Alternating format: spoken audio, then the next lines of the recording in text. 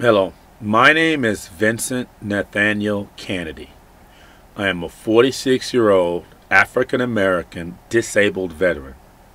I suffer from PTSD, mobility issues, I wear braces, I have traumatic brain injury, and a few other ailments that I am not going to talk about here.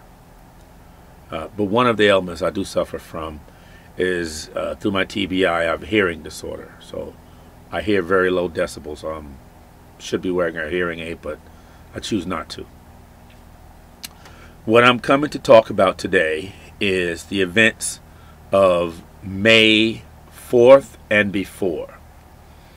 On May 4th, I awoke to a very horrible day. I had no computer that had died just the two days before, and I've been working to try to get it back up.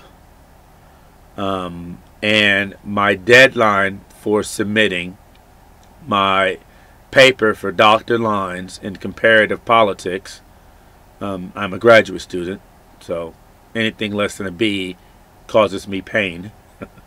And I had numerous panic attacks during this time, where I would alternatively crawl into bed, cover up my head, and wait for my heart rate to go down. Get out of bed, go work on the computer, call Dell, stay on the hold for 2 hours, repeat the cycle all over again.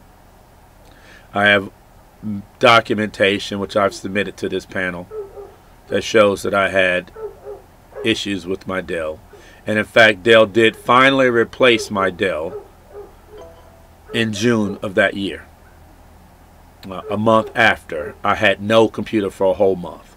Actually, I did go to the library to use theirs, and in fact the day that I did submit my paper to Dr. Line, I did it at the library on a flash drive.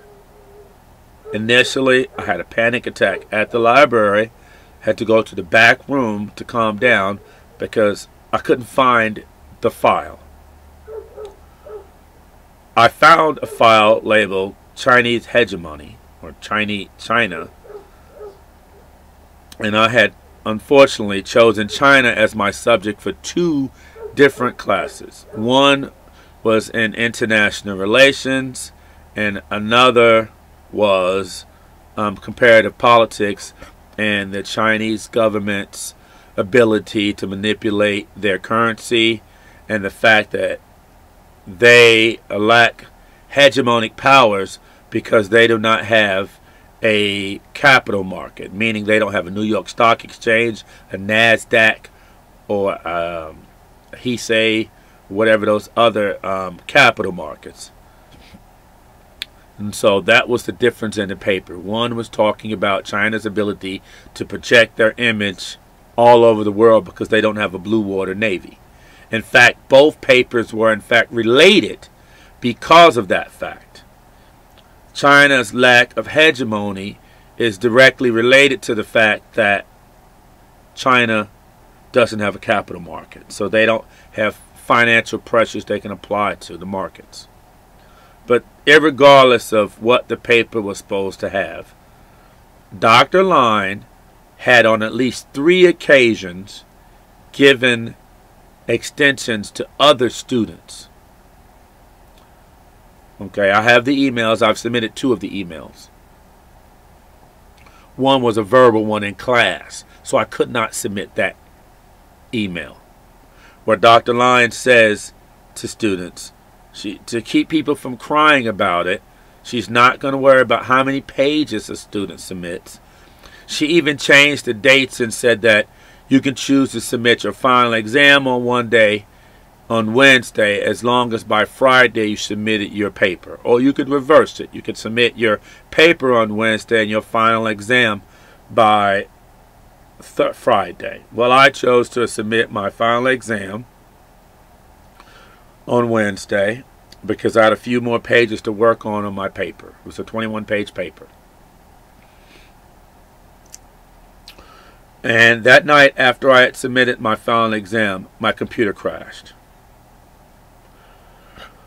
I had thought that I had saved a copy on my flash drive. I have 5 flash drives, and so I was panicking, not knowing which one. And when I did submit the paper, I had no idea that I had submitted the same paper to Dr. Line and Dr. Vincent. In fact, I didn't know that the same papers were submitted until Dr. Line emailed me and said that she had had a conversation with Dr. Vincent about what, I don't know, but evidently it involved myself. Or maybe just the fact that they both were amazed that I wrote about China, which I don't understand how, because I had told both of them that both of my papers were about China. Because in some ways, China is the new developing world and it should be written about.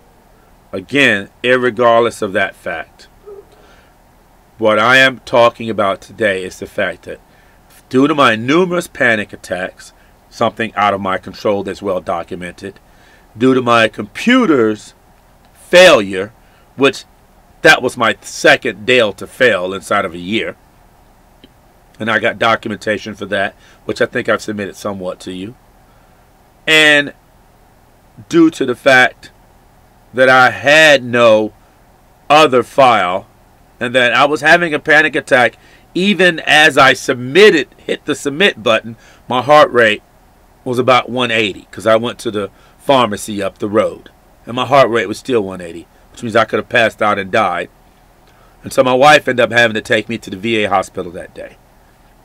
And in fact, when I emailed my paperwork in to Dr. Line, I specifically told her that I was having problems with my computer. The reason why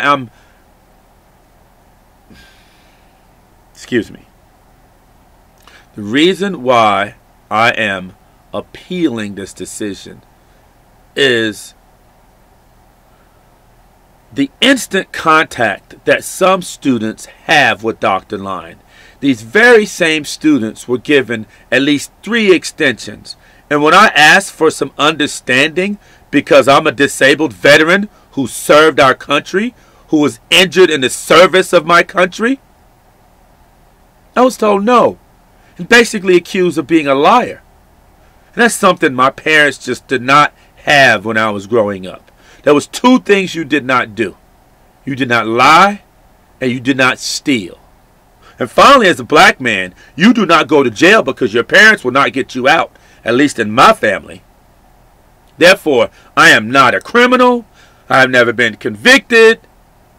I have never had any kind of issues when it comes to dealing with authority figures. I follow orders. If Dr. Line gave orders that we had an extension, I used that extension, because I thought I was just like everyone else.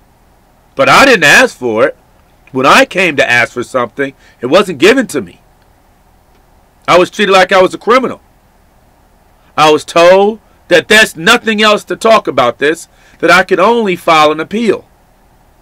Even though I asked before the grade was permanent, I simply asked for 3 days to rewrite another paper. 3 days to write 21 pages. Other students had 16 weeks to write it. I wanted 3 days. I wanted to be treated just like everyone else. But I wasn't. I was singled out. I was told no when everyone else was told yes. Finally, I'm going to talk about the outside familial connections with some members. Members who, even today, are granted GRE status. GRA. They're graduate assistants. I've applied to be a graduate assistant. Told no 4 times. I've asked to be a student assistant. Told no 3 times. I transferred into UMKC as an honor roll student. I asked Dr. American to place me on the honor roll. I was in the honors program. I was not. Everything I have ever came to this department for, I have been denied. And should I be denied this appeal, I will continue to fight for my rights, because as a disabled person who's documented in the UMKC system, there should be some giving. If you can give to young kids who do nothing but go out and drink with you, play poker with you, hang out with you, text you, Facebook, message you, then you can be understanding to a regular student who just happens to be disabled, who never in the 4 years that you have known them asked you for one accommodation, asked you to do one thing for him. Never have I asked for anything other than to work hard for this department. I wanted to be a research assistant. I wanted to be a teaching assistant. I'm a certified at UMKC to teach. Yes, at some point it seems like I'm angry. Yes, I'm angry. Why me? Is it because the color of my skin? Or is it because I walk with a limp? Or is it because I have panic attacks in the middle of the day? Or I can't sleep at night? Because I have horrible dreams of people exploding into flames. All I'm asking for is a little understanding. Yes, this is an impassionate plea. B- greatly affects my GPA. It greatly affects my ability to get into a PhD program. Yes, it's an impassionate plea. Yes, I want you to feel sorry for me. Because nobody else at UMKC ever felt sorry for me, or for any of the disabled people like Laura Hurst or Donna Painter, or the other 3,000 or so people who are disabled, or even the people who don't even know they're disabled. Yes, there's here. Duke Nugent. It was me who saved Duke's life, because I recognized the signs of PTSD. Right now, Duke's getting his master's degree. Instead of being buried in the ground, what I do matters. What you do in this appeal matters, not just to me, but to every disabled American student, to every disabled veteran who attends UMKC. This appeal matters to them as well as myself. The very fact that I was able to even submit this video as an accommodation shows that things need to change at UMKC. Professors need more training into how to deal with the disabled. The Disability Services Department needs to take our ideas into consideration before they make a change in policy. UMKC's Chancellor's Office needs to offer scholarships to disabled students. They need to offer fellowships to disabled veterans. We matter. We vote. We come to school. We pay our taxes just like the enabled.